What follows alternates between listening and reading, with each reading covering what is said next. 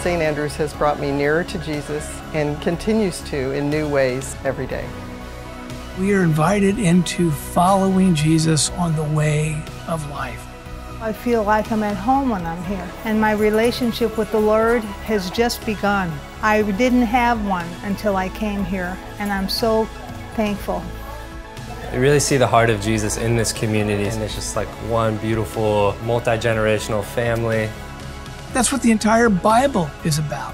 Receiving the goodness of God and His mercy and grace and forgiveness, and that being the catalyst and the power to step on the journey of following Him, following Jesus. God put that in us, a natural desire to serve Him, serve others, and that's what we're doing here.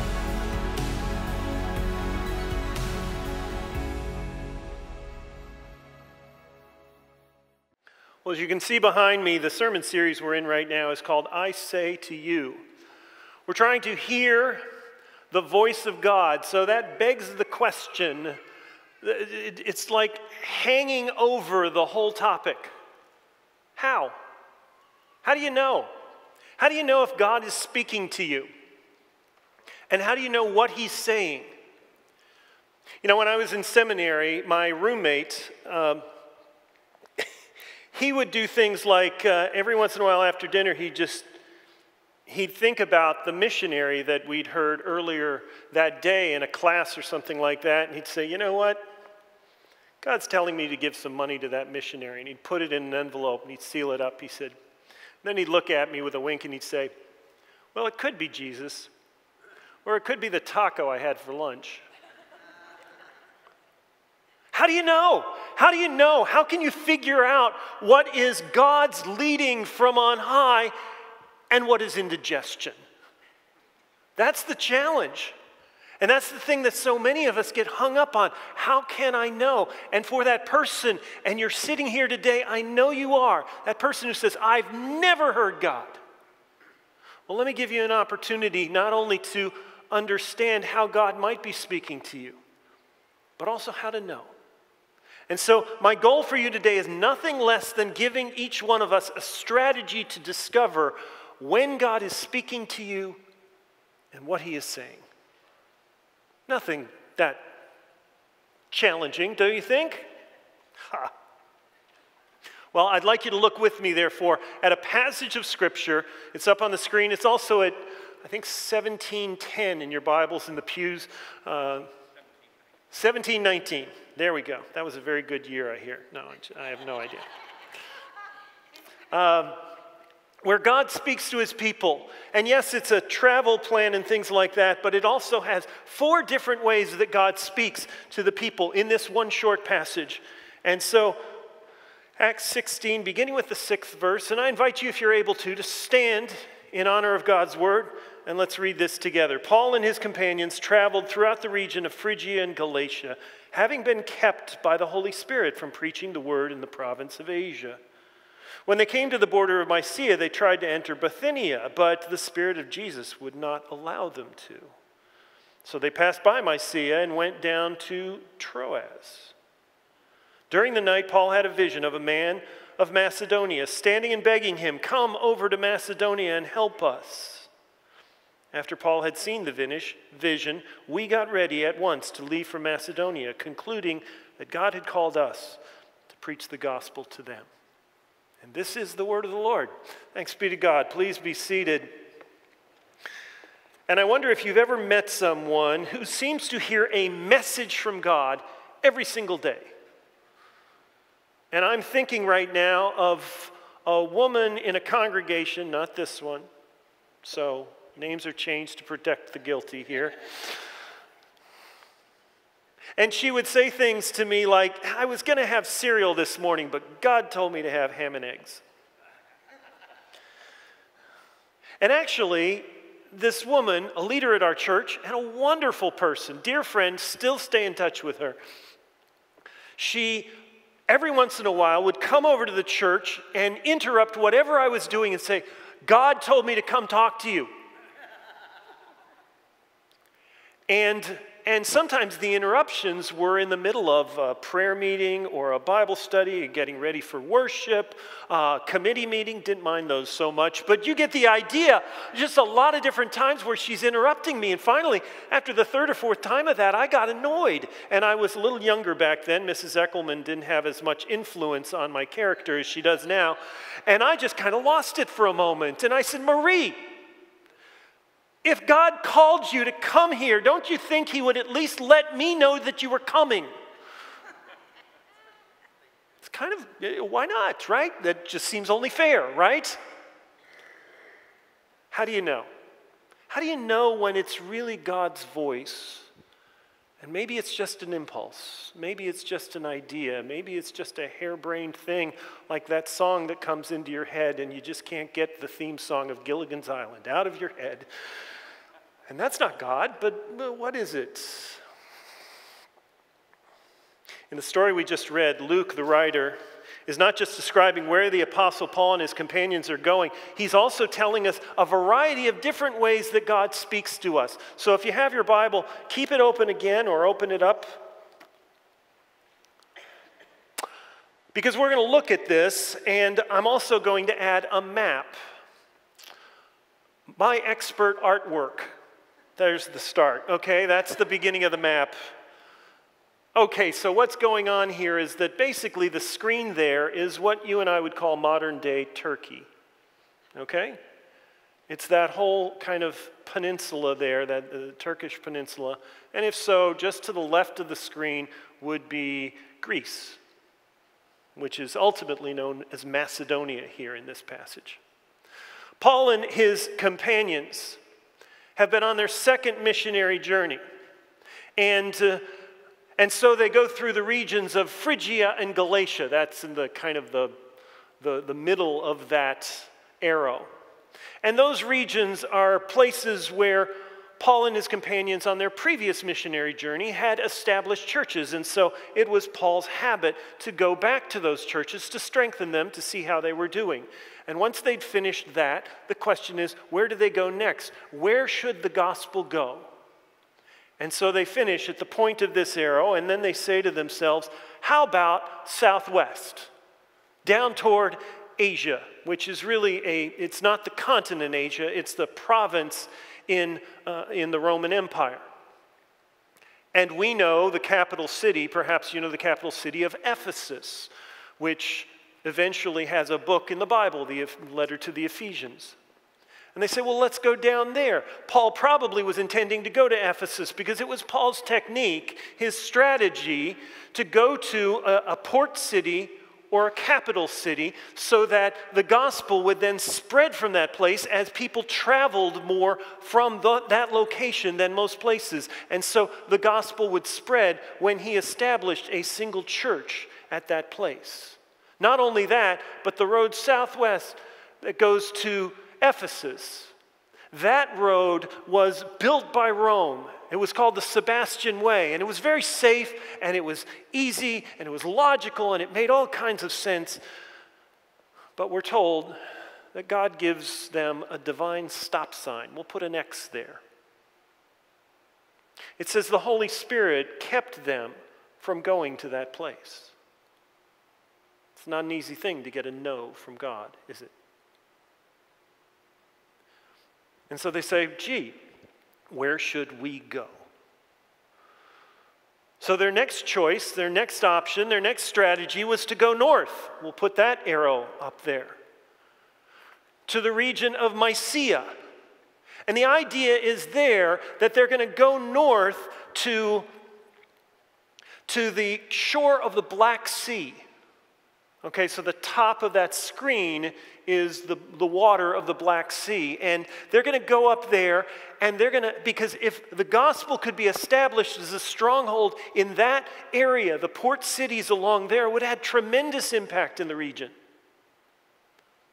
But once again, but with different wording, Luke says the Spirit of Jesus would not allow them. Another divine stop sign. So they're coming from the east, they're going to the west, they stop there because they've just finished going over churches that they've already established. They want to go somewhere new. They can't go south, they can't go north. Where are they going to go? What do you think? West. It's the only place they can go. So they kind of stumble their way without a whole lot of guidance, it seems, to Troas, which is a port city. And basically they run out of road. And they're there in the port city of Troas. Where do they go? Troas is not hugely strategic in that way. It's not a big port city. Have you ever been to the point where you say, you know what? I keep asking God for guidance and I just end up here. That's how they felt probably. And then one night, Paul has a vision. Here's method number 3 that God guides this group of people. Vision of a man who's from Macedonia. Now, how do we know he's from Macedonia? I have some ideas, but that's secondary. Paul knows that he's from Macedonia. And the man says, come over and help us. Paul wakes up from his vision. I think it's a dream.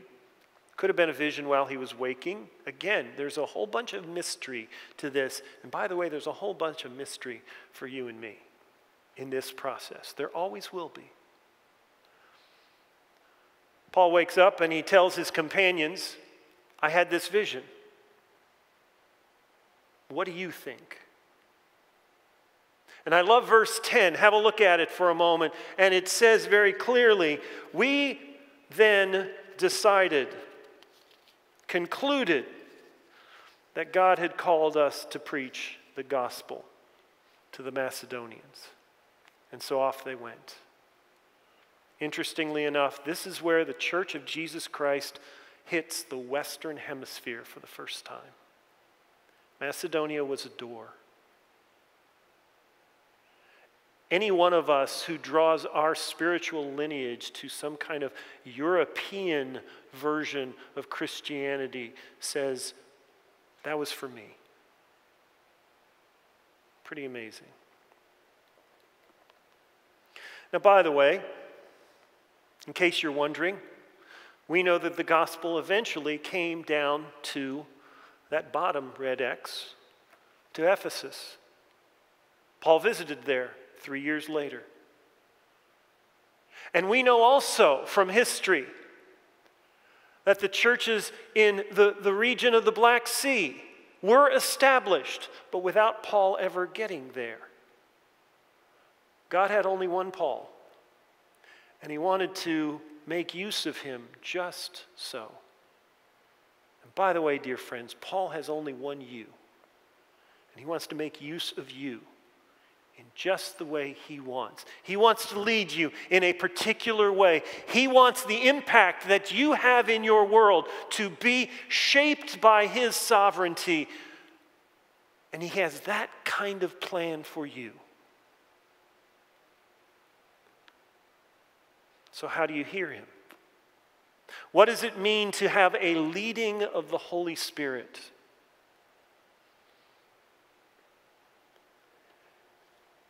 You know, over the centuries, Christians have relied on 4 basic ways to discern God's will, and this is one of them. The Holy Spirit's leading.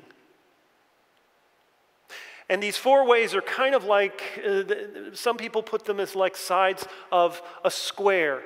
Actually, it's called a quadrilateral, if you ever want to look it up.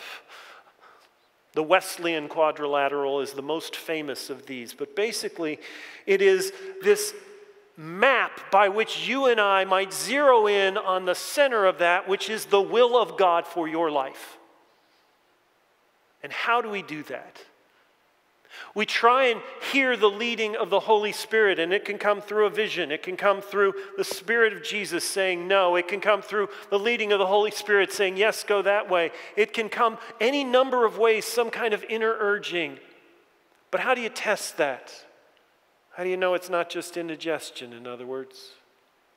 The first thing you do, you test it by Scripture.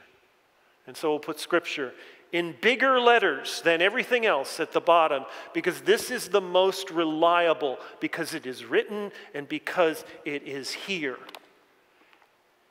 It's a wonderful thing that we have this book. I want you to know also, every weekend I get to preach, I take one like this, a Bible that does not have my name in it. And I wait for someone to come. I pray for it every single weekend that I preach. I pray for somebody to come and say, I've never had a fresh copy of God's Word. And I say, this is for you. And if they can't afford it, it's just theirs. And that's something I just always do. And if that's your situation, just come and let me know.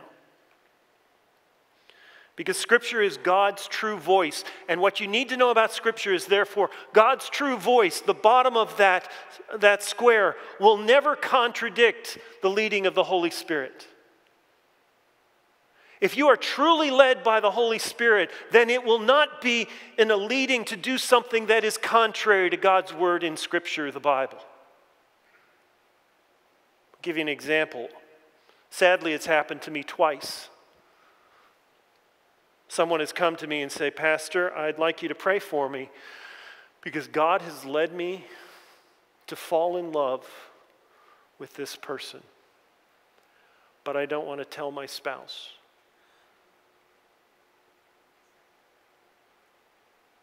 And I say, after the first time that I just got flummoxed by this, I came back the next day and said to the person, I'm happy to pray for you. Oh, thank you. And they bow their head, and I said, hold on. You don't know what I'm going to pray about. You may not like it. Because here's my prayer. I'm absolutely serious about this. My prayer is that God would make you miserable until you realize that your only true joy comes in obeying His word and finding His grace. And they go, oh. And in that moment, you see, the true, incontrovertible teaching of Scripture comes up against what somebody thinks the Holy Spirit is leading them to do. And in that moment, dear friends, Scripture wins. Scripture wins every time. By the way, the greatest challenge you and I have is not hearing what we think God wants. It's doing what we know God says. For instance, if you want to write this down, Philippians 2:4. It's a wonderfully simple verse. It says, do everything without complaining or arguing. That doesn't take a lot of interpretation, a lot of let me pray about what that means and applying to my life. It's pretty clear. And the biggest problem I have is not understanding the leading of the Holy Spirit. It's doing what Scripture already says. It's doing everything without complaining or arguing. And you and I have the same situation. And if your life was such that you never had a leading of the Holy Spirit, never had a vision, never had a stop sign from on high, never had skywriting about where you should go or what you should do, and all you did was study this word and follow its teachings, you would be led on the path of God. Don't ever deny that. At the same time,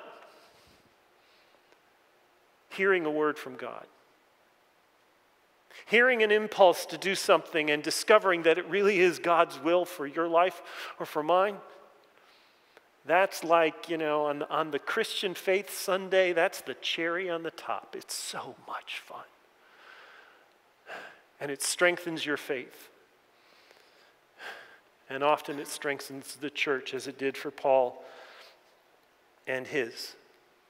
So let's understand, Scripture means that the Holy Spirit does not flip-flop, never contradicts itself. The Holy Spirit that inspired the writers, the human writers, to put down the words of the Bible you have in front of you is the same Holy Spirit that would speak to you. And that's never in conflict. Though it might be hard to understand, and reading Scripture takes time. So that's why we have some other parts of this quadrilateral, this square. For instance, the wisdom of other Christians. Some people call this the testimony of the saints or the tradition of the church. And I'd simply describe it as this, folks, it's a rule. None of us is as smart as all of us. And so every single one of us, if we gather in the name of Jesus, we are more attuned to the Spirit of God than any one person might be. That's just the nature of Christian community. It's the beautiful, wonderful thing, and therefore, even the Apostle Paul in verse 10 of our passage, the leader of the group, when he has a vision from God, he says, I want to know what God's saying. I want to be sure of this. And he goes to the other people that he's with and says, this was my vision. What do you think? And Luke, by the way, gets included in this, and the pronouns change, by the way. Before this, the previous part of Acts, it all was about they went here, they went there. But you notice in verse 10, what changes? We decided. We came to the conclusion that God was leading us to bring the gospel to Macedonia. Luke's a part of the decision. And by the way, a little detail, I think it was Luke's image that was the vision. That makes a lot of sense to me because, by the way, he's a doctor. Guess from where? Macedonia. But it's just a guess. So find friends who are praying for you. Ask them to advise you. Give them permission to be fully honest with you. Because if you want to know what God's saying, the best thing to do is to talk to people who talk to God. Last part of this quadrilateral is common sense. It's the practical part of things. And yes, I guess I have to say that, especially in today's world, common sense is not that common. Amen? But an example of going against common sense where I might feel like it's a leading of the Holy Spirit. I might even get some friends to say, what a great idea.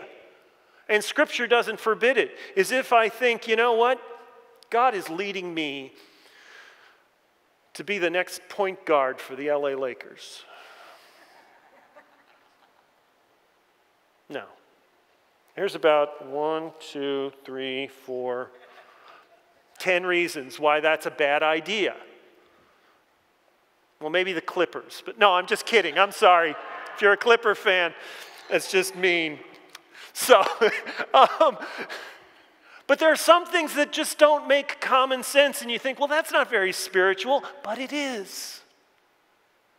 Because the same God Almighty that is leading you has made this physical universe and has given you and me a brain to understand what's going on, to logic out the various steps. And so our own thinking about things is part of God's gift to us. And when we use our brains, we please our Lord. Take common sense into the perspective. Does it make sense? Is it something you can do? Now, by the way, you may be called by God to do something and never experience a leading of the Holy Spirit. You may still have other people telling you something and you reluctantly do it. The church is filled with stories of that over the years. And it may not quite make common sense at first. It may not be logical at first. And the church is filled with people who kind of went against logic in the time. Logic for Paul and his companions was to go down to Ephesus. The road was easy and the path was safe, and there was a rich storehouse of opportunity for them there. But God had a better plan. And so we listen to God's no's. We listen to his yeses. We follow. One last thing to say about this divine hearing test. And it's really the simplest thing of all. If you want to hear God's voice, You have to listen. And I say that as if it's simple, but it's really not for you and me. There's too much of the cell phones and the pace of life and the way we're used to consuming things with our ears, with our eyes. It's just everywhere. We are more bombarded with images and opportunities and activities than we ever were in any part in civilization.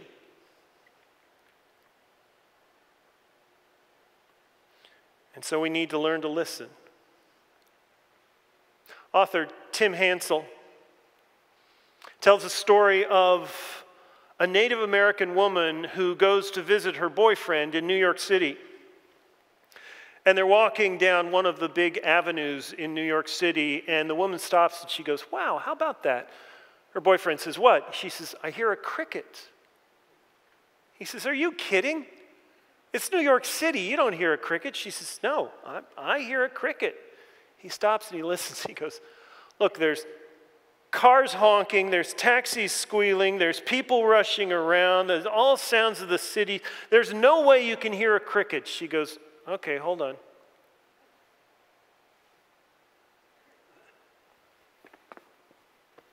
She comes to a stone planter right there by the side of the street.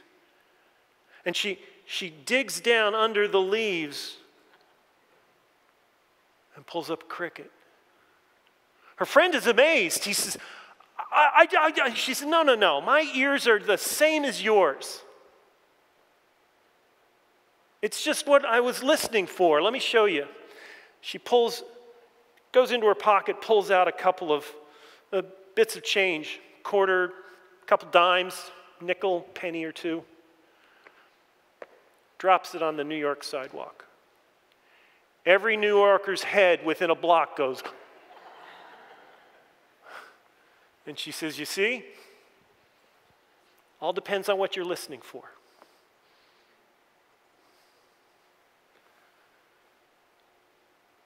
Will you and I pass the hearing test? God Almighty wants to speak to you, to me. And so if you want to hear God's voice, it starts pretty simply. Find a peaceful place. Silence your cell phone. Quiet your mind. Ask God to speak. And wait. And then wait some more. Make a conscious decision to submit to the Holy Spirit for a hearing test, so that when God speaks, you'll be listening. And when He leads, you will be ready to move. Because Jesus in Scripture said, "I say to you," and it's very possible that the Holy Spirit may be speaking the very voice of God to you today.